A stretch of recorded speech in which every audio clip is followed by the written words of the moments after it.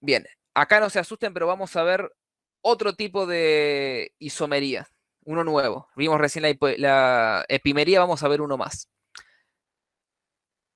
Teníamos esta molécula de glucosa y habíamos dicho que, por ejemplo, el OH del carbono 5 podía actuar como nucleófilo. Si bien nosotros planteábamos el enlace como que se producía, entre comillas, vamos a decir, a distancia, en realidad esta molécula lineal puede adquirir esta conformación, ¿sí?, en el medio de reacción en la cual el OH queda cerca del carbonilo, ¿sí?, del aldehído, ¿sí? Entonces ahí recién cuando está cerca es que podemos decir que ¿sí?, cuando el OH está cerca. Bien, ustedes saben que este carbono, que es un carbono sp2, tiene una geometría plana, ¿sí? Los carbonos sp2, a diferencia de los sp3 que tienen geometría tridimensional, los carbonos sp2 son planos. Entonces, este oxígeno que ataca a este carbonilo, lo puede atacar al carbonilo por arriba, vamos a decir, ¿sí? Y si lo ataca por arriba, lo que se forma es el siguiente anillo.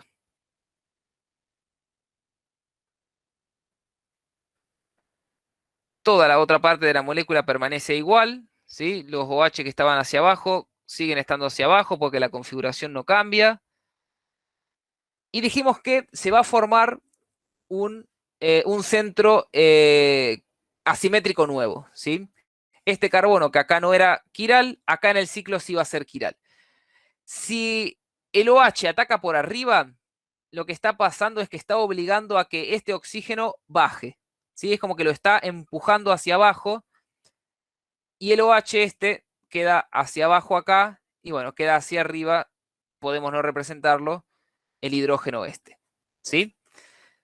Entonces, fíjense, este carbono acá recibe el nombre de carbono anomérico, ¿sí? Ahora vamos a ver que si este OH, en vez de atacar por arriba, ataca al carbonilo por debajo, ¿sí? Este par de electrones viene acá, empuja al oxígeno hacia arriba, ¿sí? Entonces, el anillo que se forma ahora, en el carbono 1, el OH va a estar hacia arriba y hacia abajo el hidrógeno. Entonces, fíjense que este carbono asimétrico nuevo puede tener dos configuraciones. Puede estar hacia arriba o puede estar hacia abajo, ¿sí? ¿Cómo se nombran estos carbonos anoméricos? Decimos, por convención, así como llamamos a este carbono, lo llamábamos D, ¿sí? O podíamos a otros carbonos llamarlos R o S. A este carbono que tiene el OH hacia abajo, lo llamamos alfa. Y a este carbono que tiene el OH hacia arriba, lo llamamos beta. ¿Bien? Es nuevamente una convención. Lo que ustedes tienen que saber acá, además de esto, es que cuando nosotros tenemos, por ejemplo, el anómero alfa, que tiene el OH hacia abajo, esta reacción, pasar de la forma cíclica a la forma de cadena abierta, en realidad es reversible, así que en el medio de reacción, las moléculas que están cíclicas se pasan a la forma de cadena abierta, van y vuelven, ¿sí? Y en ese van y vuelven pueden pasar una que estaba en su forma alfa, una vez que pasa a la forma abierta, puede venir para acá nuevamente o puede venir para acá, ¿sí? Es decir que se pueden transformar entre alfa y beta libremente en el medio de reacción. En particular, esa reacción se llama mutarrotación. Creo que el profe se los ha nombrado, ¿sí? No importa mucho qué implica, pero la transformación de alfa a beta se llama mutarrotación. Y bueno, ¿qué nombre reciben? Esta habíamos dicho que era la D-glucosa, en su forma de cadena abierta. Esta también es la D-glucosa en su forma de cadena abierta. Esto habíamos dicho que se llamaba D-glucopiranosa. Y esto también se llama D-glucopiranosa, pero vamos a tener que darle además otro nombre para diferenciar una de la otra, porque son distintas, ¿sí? Son entre sí anómeros. Los anómeros son otra clase de diastereoisómeros, ¿sí? Porque obviamente como las dos vienen de la D-glucosa, no son enantiómeros entre sí, ¿sí? Son diastereoisómeros que en este caso en particular se llaman anómeros. Esta se va a llamar alfa D glucopiranosa, esta se va a llamar beta D glucopiranosa. Bien, chicos, quedan 5 minutos. A mí me gustaría explicar el ejercicio 11 y el 12, que lo explicamos a la vez, pero no quiero que se sientan obligados. Bueno, los chicos de mi comisión ya saben, porque se los repito siempre, pero los de la comisión de Martín no se sientan obligados a tener que quedarse más allá de la hora, ¿sí?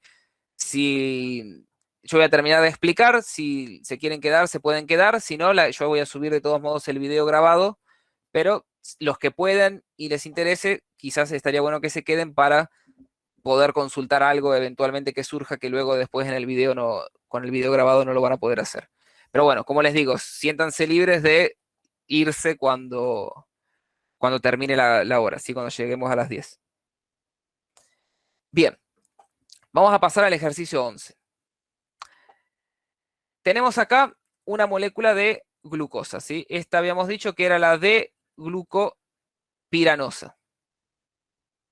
Falta una R, piranosa. Cuando nosotros describimos este OH así, con el rulito, lo que estamos diciendo es que este carbono puede ser alfa o puede ser beta, ¿sí? ¿Por qué? Porque como dijimos que en el medio de reacción está cambiando constantemente, en algún momento va a ser alfa, en otro momento va a ser beta, ¿sí? Entonces, esta representación hace las veces de esa silueta que yo les dije, ¿sí? En la que sirve para el alfa y para el beta, para los dos. Lo que hace referencia o a lo que apunta el punto 11 es que nosotros podemos sustituir los hidrógenos de los grupos OH de las moléculas de monosacáridos por otra cosa, ¿sí? Por algún grupo R. Cuando nosotros sustituimos algún hidrógeno de una molécula, uno o más de los OH de una molécula de glucosa o de algún sacárido, lo que estamos haciendo es obtener un glicósido, ¿sí? Los glicósidos se obtienen cuando reemplazamos los hidrógenos de los OH de un monosacárido de un monosacárido o de un sacárido en general, por algún otro grupo de átomos, ¿sí? Acá el R está representando cualquier cosa. Puede ser un metilo, puede ser otra molécula de monosacárido, como lo que vamos a ver ahora, ¿sí? Acá nosotros tenemos otra molécula de D-glucopiranosa, ¿sí? Que también está cambiando entre alfa y beta. Nosotros podemos utilizar toda esta molécula de glucosa como sustituyente, como ese grupo R, y unirla a el oxígeno, por ejemplo, del carbono 4 de la glucosa, ¿sí?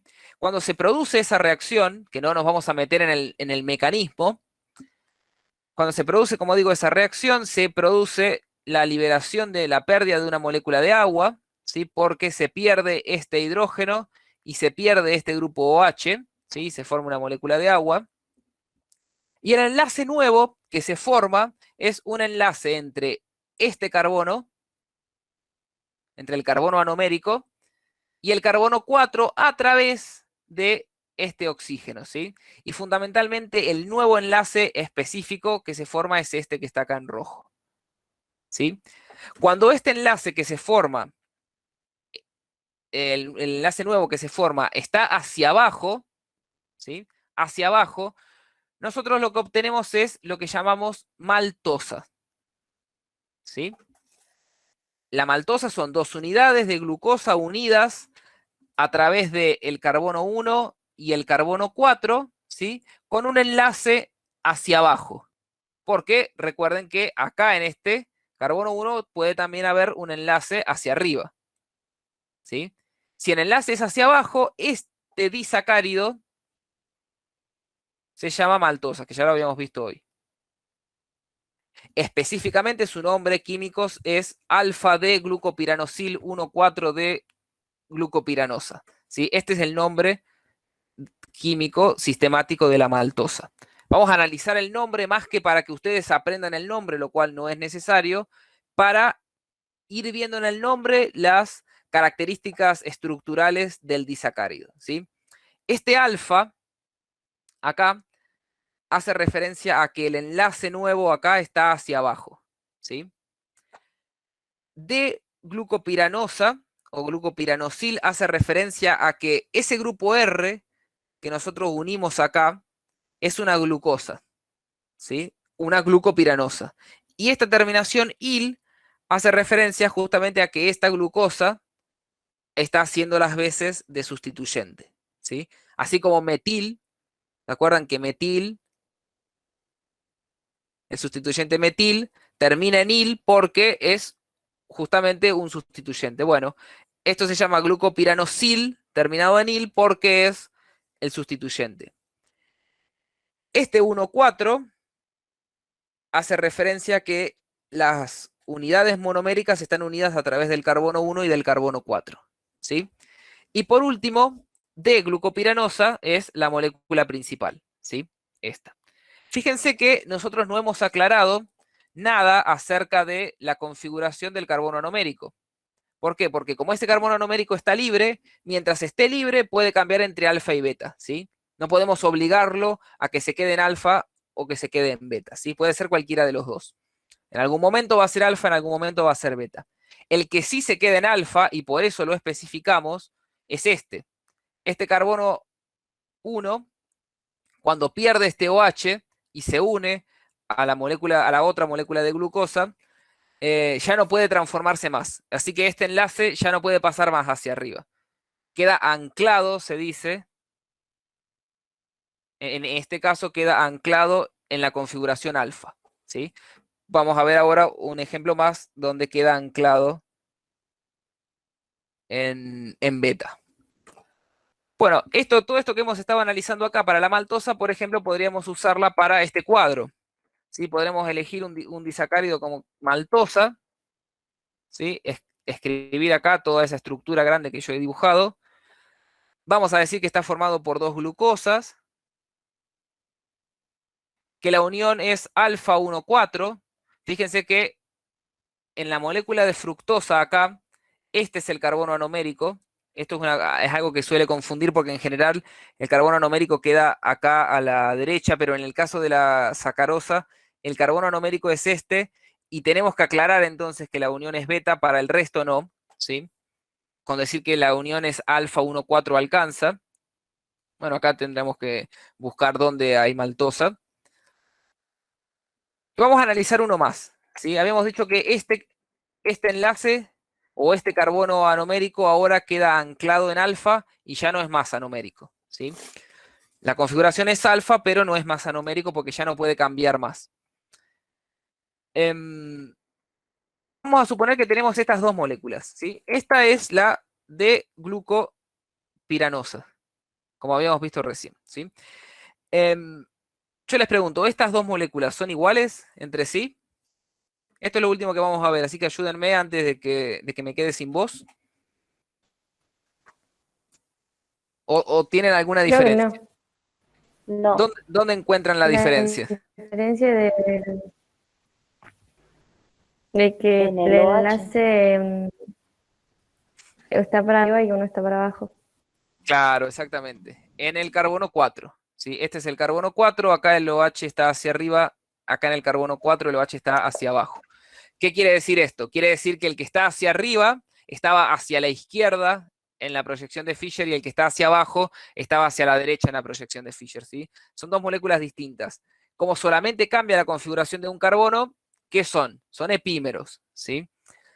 Esta en particular es la de galactopiranosa.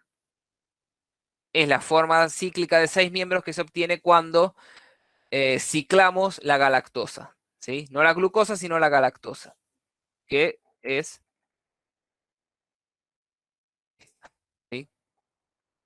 Fíjense que en el carbono 4, 1, 2, 3, 4, en la galactosa está hacia la izquierda del OH, por eso quedaba hacia arriba, y en la glucosa el OH está hacia la derecha, por eso quedaba hacia abajo.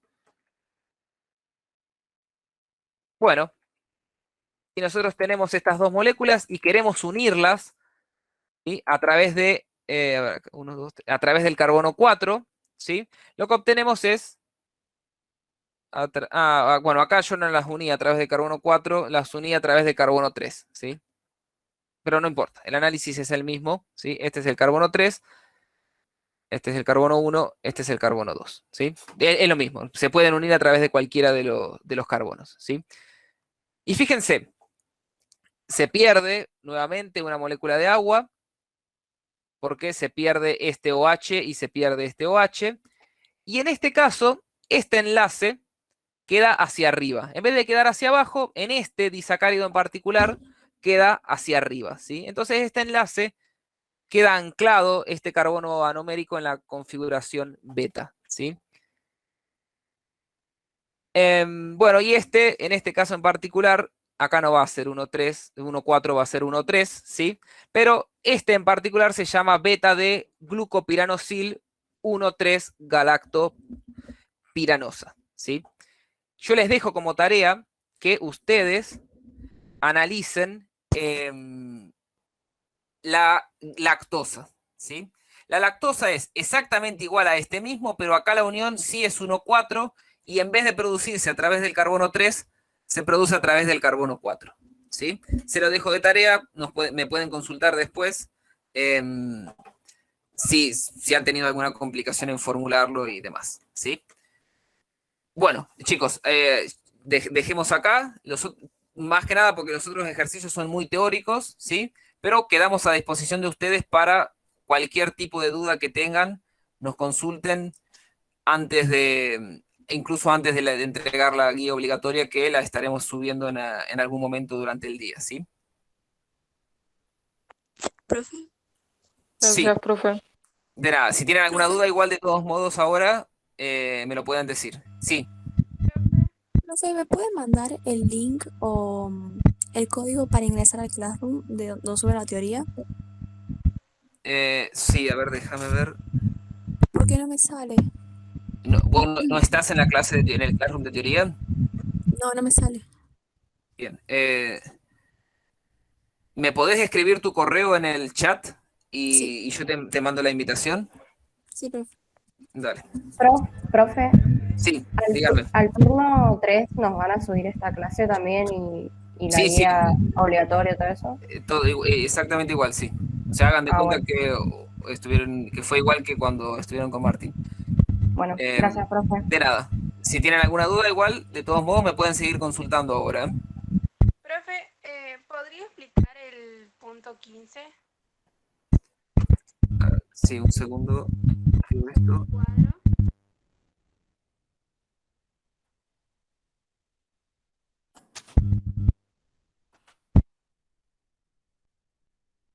Bien, a ver, el punto 15. Ustedes están viendo la presentación todavía, ¿no?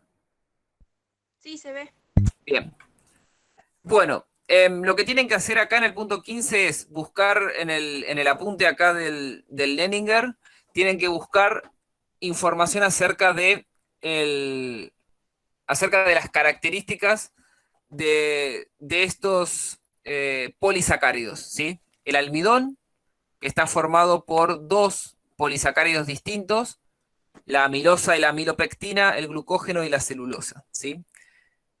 Lo que tienen que decir acá fundamentalmente es, primero, qué monosacáridos forman estos polisacáridos, ¿sí? Los polisacáridos dijimos que eran esas unidades que tienen esas estructuras químicas que tienen muchas unidades poliméricas unidas entre sí. Y yo les adelanto, en este caso en particular, ustedes van a encontrar que en todos el monosacárido es siempre el mismo, ¿sí? Es decir, que estos cuadrados son siempre los mismos y en todos es glucosa, ¿sí? De glucosa. En la estructura tienen que buscar información acerca de si las estructuras tienen ramificaciones o son lineales, ¿sí? Entonces acá busquen si la amilosa, la amilopectina, el glucógeno y la celulosa tienen o no tienen ramificaciones. Por ejemplo, la amilosa no tiene ramificaciones y son estructuras lineales, ¿sí? La amilopectina sí tiene ramificaciones son estructuras ramificadas. Entonces, bueno, de todos modos, confirmen que esto que yo estoy diciendo es correcto. Confírmenlo, de verdad les digo, porque a veces amilosa, amilopectina se me confunden. Y así que confirmen si lo que estoy diciendo está bien. Pero unas son lineales y las otras son ramificadas. Las uniones hacen referencia a esto que estuvimos viendo recién, ¿sí? Sí, por ejemplo, las uniones en este caso van a ser alfa 1,4, pueden ser alfa 1,6, ¿sí? Fíjense en cuáles se dan estos tipos de uniones, o pueden ser beta 1,4. ¿Sí? Estas son los tres tipos de uniones entre las unidades de monosacáridos que ustedes van a encontrar en estos, ¿sí? La ubicación hace referencia a, dónde los podemos encontrar. Por ejemplo, el glucógeno es un polisacárido de reserva energética que se encuentra en las células musculares. Obviamente de animales, ¿sí? Y bueno, la función, por ejemplo, para el glucógeno es reserva energética. Bueno, esto mismo tienen que hacer para los otros, y tienen que ir completando. Les digo, a modo de ejemplo, en la celulosa todas las uniones son beta 1,4, ¿sí? Y la razón de que las uniones sean beta 1,4 es lo que explica que nosotros no podemos, los humanos y otras especies, ¿sí? Otros carnívoros, los humanos no pueden consumir la celulosa, ¿sí? La celulosa, que es el polisacárido estructural, que tiene una función estructural, que forma las paredes celulares, ¿sí? De las células vegetales, está formada la celulosa de glucosa, exactamente igual que los otros, ¿sí? Pero nosotros no tenemos en nuestro organismo ninguna enzima que sea capaz de romper estos enlaces que son beta 1,4. No tenemos una enzima que rompa los enlaces beta, sí tenemos enzimas que rompen los enlaces alfa, pero al no tener enzimas que rompan los enlaces beta, no podemos degradar ni digerir la celulosa, ¿sí? A modo de ejemplo, no sé si en algún...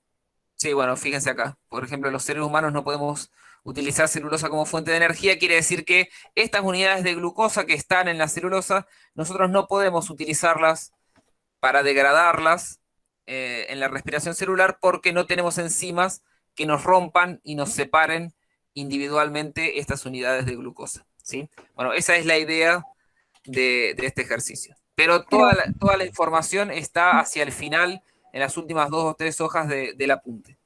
Profe, Sí. pero es que la celulosa la podemos consumir, pero no es una fuente de energía, ¿o es que no la podemos consumir? No, sí la podemos consumir porque cada vez que consumimos vegetales, la estamos consumiendo. Lo que no podemos hacer es utilizarla como fuente de energía, no podemos degradarla.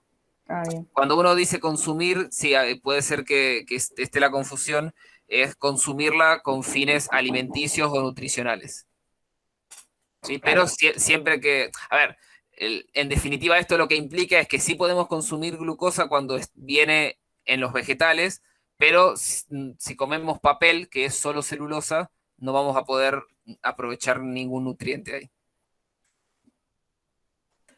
Gracias. De nada. Por ejemplo, hay algunos microorganismos que consumen papel, que se utilizan, por ejemplo, para descontaminar, que consumen papel porque generalmente son bacterias que rompen los enlaces beta 1,4 y se comen toda esa glucosa que queda libre.